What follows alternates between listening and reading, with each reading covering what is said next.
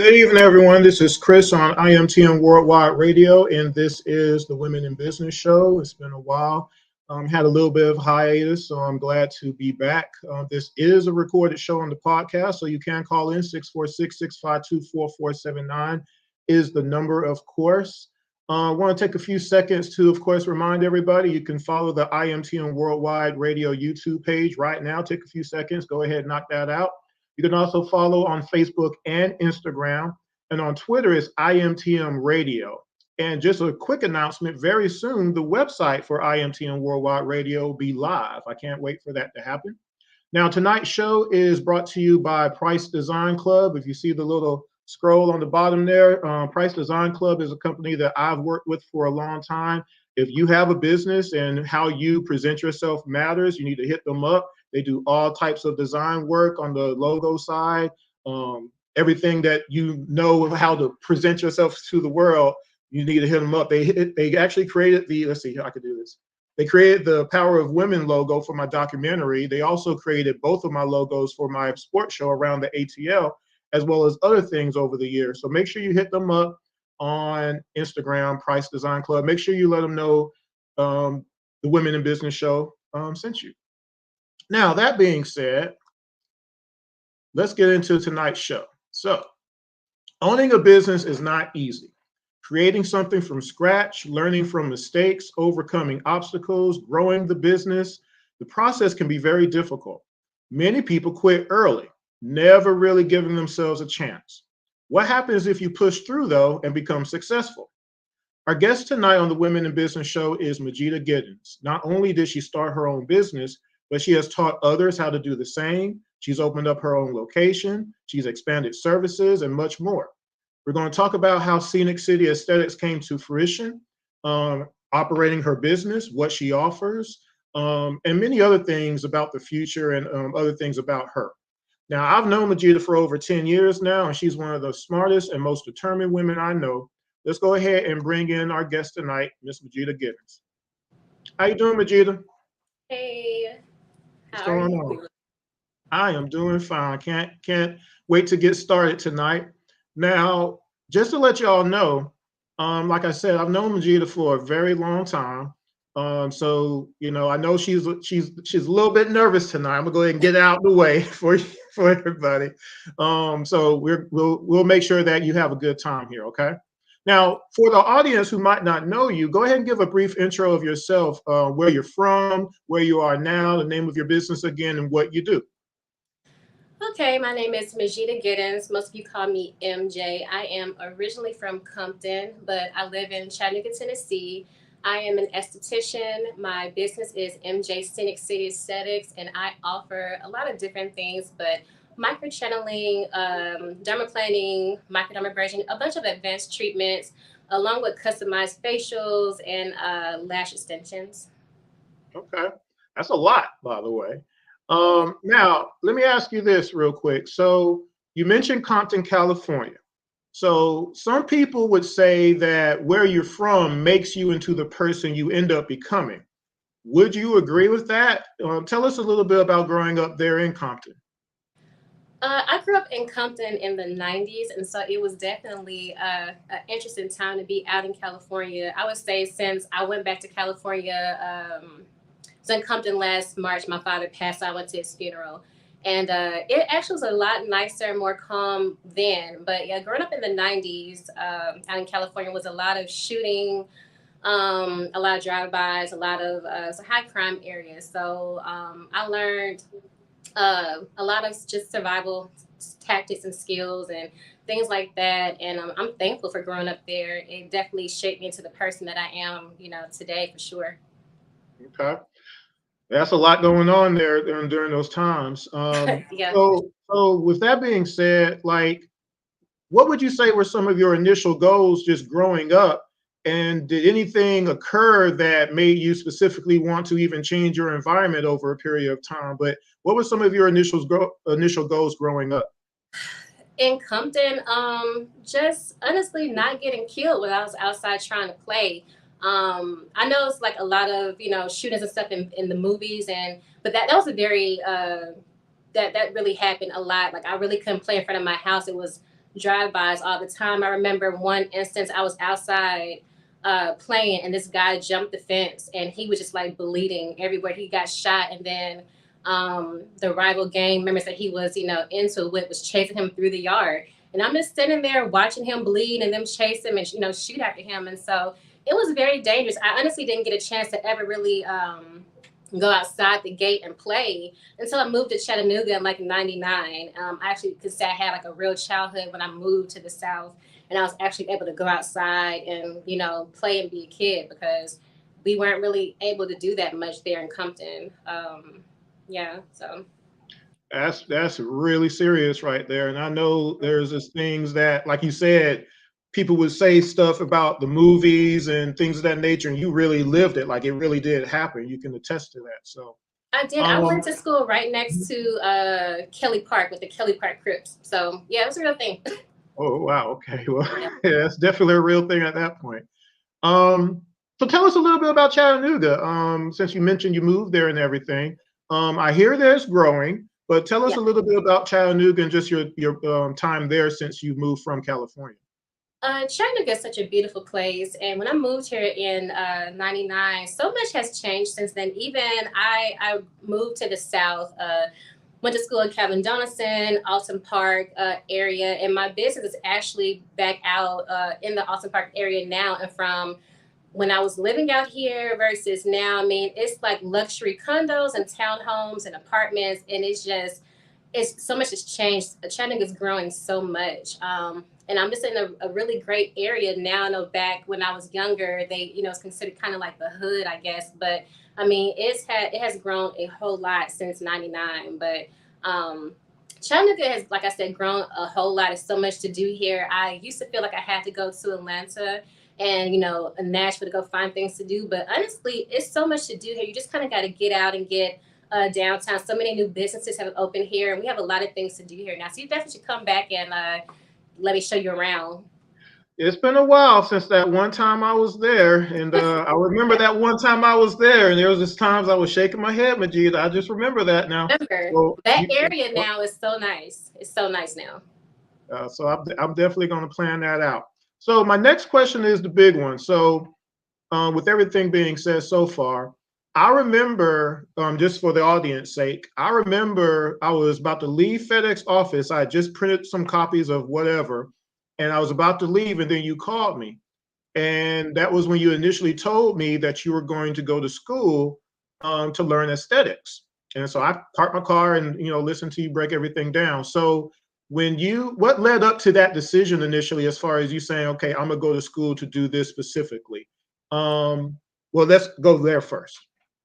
You know what, honestly, I kind of just ended up in aesthetics by mistake. I honestly was scrolling on Instagram one day, and I saw this girl microblading, and that's just like a semi-permanent tattoo for your eyebrows. And so I saw her microblading, and she was making like $600 a client. I was like, dang, I want to, that's some good money. And so I'm just kind of researching it. At that time, it wasn't regulated where you had to have, I thought that I had to have an aesthetic license, right? Because it's part of beauty and brows and all that kind of stuff.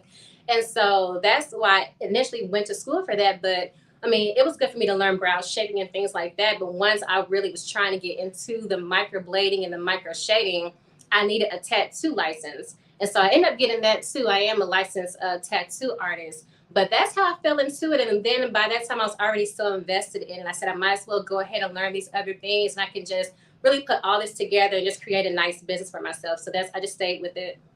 And I ended up loving it. So now I'm really happy that I accidentally became an esthetician. Hey, some accidents are good, right? Sure. So after you did graduate, what was it that you did first? Let's go through that process a little bit. What did you do first, and was it easy? Because I remember how you initially, you started. So kind of give the audience a little bit of essence of that a little bit. So I initially went to go work at a place here. Like the day after I graduated, actually, I went in there working just like reception stuff until I was able to get, pass my boards and go and get my license and everything. And I worked there for about 6 months, and I ended up going to get like a salon suite. And I just rented it by the day. I was renting one day at this salon suite here. And I built my clientele up to fill that day up. And then I went to 2 days and then 3 days and so on until I was able to fill my schedule up to be able to have my own salon suite, like my own room. Because I was in a shared room at the time. It wasn't even my room. I was just there like that one particular day. And I like pack all my stuff up and I was out. And then I was able to had enough clientele to be able to get my own room, and I just built and kept building. And then I was just blessed to find this location. I just came here, and I've been here since, and I really love this area. I'm really glad that I moved out this way. So when you say you moved, that means you actually got your own location. So is that when did you decide to create Scenic City? As far as you were working in someone else's spot basically, and just kind of building your craft, building your clientele as you mentioned. I might want to ask you kind of how you ended up building your client base, but how did you end up getting a location on your own? I mean, that couldn't have been easy. No, it wasn't easy at all. Just working. I like I said, I didn't have anybody helping me with any type of financial anything. I just went out on my own, worked and saved, and I bought things here and there, a bed here, a steamer there. And so I bought enough things for me to have my own location and found a space and was able to decorate it like I wanted to decorate it. And just piece by piece, I just put it together. Like I said, I've been an esthetician since 2017. I've had my own business since 2018. So I just been building. I mean, I'm still building now. So it's been a journey, nothing overnight at all. Of course not. So hard work pays off, folks, obviously, right? Yeah. Now, one of the things that you did in the midst of all of this was creating a mechanism to where you could teach others in regards to what you do. So, and I remember you initially putting that together in the classes that you had. So tell us a little bit about that. Because you created a whole coursework and things of that nature. Tell us about how you did that, and was there any examples of anybody that stood out that you did teach that completed your coursework? So I actually ended up creating my own course because I was just the courses that I took from people, I really didn't like them at all, and I just felt like I didn't get my money's worth. I left feeling like I didn't really understand the work, and so I just didn't like the way that it felt. And so I wanted to change that. And so I've taken several courses, and I'm not going to say everybody that I took was bad because I did have some really great coaches or trainers classes that I did take. And so I took everything that I learned and, me practicing and put it into a manual. And I had my students, sit down with me. I created like a 2-day course. So some of classes was different, depending on where I was at. But just like a 2-day hands-on course, and I want them to come back and lash the actual client with me so I can watch them do it, because it's one thing to lash, on a mannequin, but actually working on a client by yourself, like that's like a lot. And so I just wanted them to feel comfortable when they left me and feel like they can go out and actually, start their business and be successful versus feel like they didn't really learn anything and they needed to take another class, how I felt. It is some students that did stand out, and they live in Nashville, and they end up using it. They went to go and get hired at certain places down there. So I'm really proud of them for doing that. So some people actually travel from other places to Chattanooga then in that case, correct? They did. Oh, wow, that's pretty awesome right there. And I went to Nashville and I taught there, and I had some people come from Arkansas and Knoxville and in Nashville. So yeah, they did come, even some from Atlanta. They did. Wow, that's pretty impressive right there. So let me ask you this. What are some of the services that you provide now? And are there any services that you look to or that you're looking to provide in the future? Well, there are several services that I provide, honestly. Micro channeling is probably my favorite, is my newest service. And I just call it like the fountain of youth in like one service. It tightens, it helps with fine lines and wrinkles, it helps with acne spots and just all types of stuff. And so I really like micro channeling. it's a lot of things I want to do in the future, honestly. But yeah, it is some machines that I'm looking at purchasing in the near future. And I'll be posting all that stuff as soon as I figure out which ones those are. But it's a few that I'm looking at right now. Okay, that sounds exciting to me. Now, what are some, now, again, we're talking about, this is the Women in Business show, everybody, of course. So when you're talking about starting a business, especially from scratch, what have been some of your biggest obstacles? Because again, we talked about how it's not been easy and things of that nature, but has there been things that almost maybe made you stop or change your mind completely? And also, what are some of your successes that you say have stood out to just say, okay, yeah, I'm making it. I'm doing this right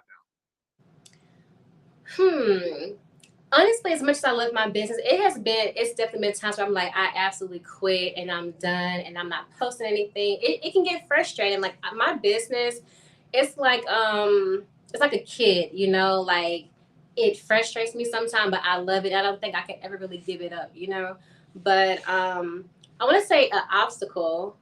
My dad's passing, even though he passed, I want to say a Saturday night. I was right back at work on Tuesday. Because your bills don't care that you're sad and whatever's going on, neither does your kids. Honestly, nobody does. But that was definitely one thing where I was like, it's just a lot and I need to take a break. But I didn't. But that was one thing that definitely almost made me kind of stop. But, my dad wouldn't have wanted that. So I just, pushed through it. But that's for sure something that wasn't an obstacle, but it also motivated me too, because it pushed me on to really grow. And I've done some really amazing things even since like last year with him passing. So yeah. Anything in particular? And sorry for your loss, of course, again. Oh, thank you. Yeah, thank you. Yeah, well, I'm a pre-nursing student now. So Wow. that's a lot. That's a Yeah. lot. I've been studying all weekend. But that's definitely something different or something new. I have gained an amazing mentor, Miss Candace Holyfield. She has created over 20 multi-millionaire or millionaire spa bosses herself. So that's my mentor. And I absolutely love her. And even with me just working with her in this short amount of time, she's given me so many new ideas and things that I'm implementing. It's so much stuff that I'm, working, trying to get it all done. But she's just a wealth of information. And I'm really thankful to finally be able to work with her, because she's somebody I've looked, admired for years. And so it's just like a major blessing to even be able to contact her and ask her things and pick her brain. And she's just so freely like, yeah, X, Y, and Z. So I'm thankful for that. I actually started a skincare line. Nobody knows. That's the first time you're hearing it here tonight. Oh, wow. Yeah, so it's called Scenic City Skincare by MJ. And my first product is I named it a dark spot fading pads. And most of my clients are concerned with dark spots, hyperpigmentation on their skin. And so it has some really great powerhouse ingredients. It's great at brightening skin and fighting hyperpigmentation. And so I'm waiting on my labels to get done. Hopefully this week I'll be posting how to get the labels, get the product shot and everything. But I'm hoping to be able to tell everybody about it, or at least show everybody what I have this week. I'm just waiting on them to let me know something. But that's something new also. Well, I'm gonna give it to you. You held that one back. I'm not. Y'all, they got me. They got me. Congratulations. I'm excited for you as far as that goes, for sure. Thank you. One other thing I did want to bring up now. Again, this is the Women in Business show. So we've talked about how she began. We talked about education. We talked about building her business. We talked about obstacles. We talked about some of her accomplishments. With all that going on, Majeedah is also raising two beautiful young women. One of them is about to drive, and the other one's about to start flying airplanes, I know, right? Yeah.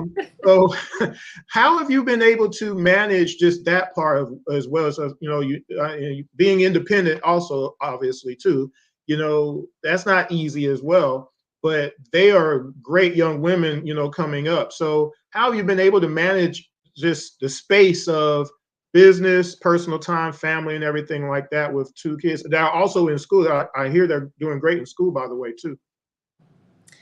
You know what? You just do it. It's not easy. Just being honest, I don't have much help. Like my sister is a major help. That's really the person that watches them. Like, hey, I got to go do this. I'm gonna drop them off, and she's a major blessing when it comes to that. But it's I just do it. I don't have a choice, and I don't make excuses for myself.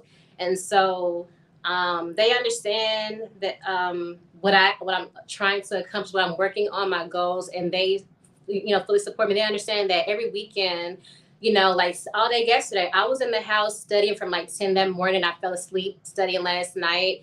I take them out and do things, but they just understand that the next couple of years, I have committed myself to understanding that I'm going to be at work, I'm going to be at home with them studying, and I'm going to be at school. I don't really have a social life. I might go see a friend once every 2 weeks, maybe once a month. But I am very, very focused, and that's just what it is. Just being a mom, I make sure that the free time that I do have is spent with them. And it's something that, we go out to eat or, maybe a movie night at home. But yeah, it's just my kids, my business, and school. That's it.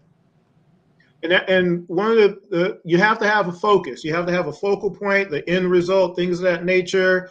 Without that, it's very difficult because now you're just doing stuff. You can't just do stuff when you say you're trying to build a business. And that's where some people don't have it within themselves to say, I have to accomplish this goal no matter what, right? Absolutely. It's just I'm very intentional with anything that I do. Friendships, relationships, anything that I do is very intentional.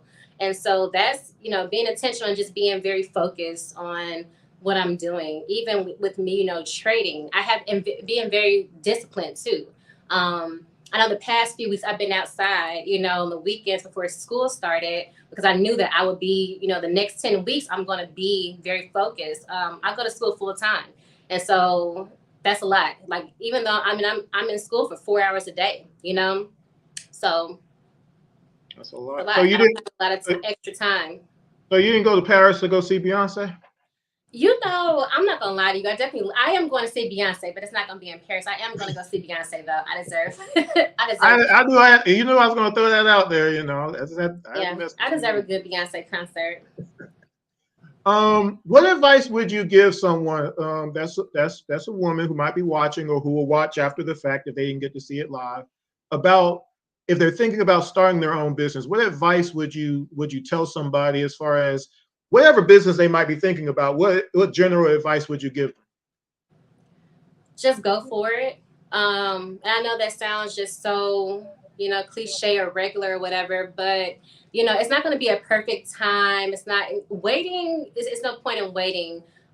Just go ahead and do whatever, of course, research it and look and, figure out exactly what it is. Be very intentional, be very specific, and just keep, do it. Just keep going and don't stop, because the only way that you lose or you fail is when you actually stop striving for whatever it is you're trying to reach. And so it might take you a lot longer than some people. It may seem like somebody might have started and took off way past you, but as long as you're only competing with yourself. And so just be very intentional, be very focused, and just start and don't stop until you get to what you want. That is perfect advice and perfectly said. I appreciate that.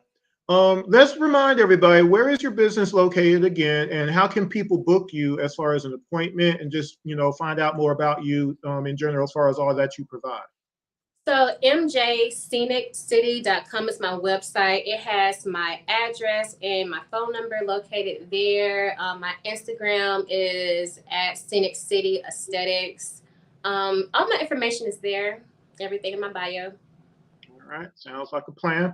Well, make sure everybody is, again, if you're watching for the first time, you're going to watch this tomorrow, next week, next year, or whatever. Make sure you support this young lady. She's been working very hard over the years. Like I said, I've known her forever, and I don't push people who I don't think doesn't deserve to be pushed. And with all that being said, she's definitely one who deserves all the accomplishments and success that she's had so far.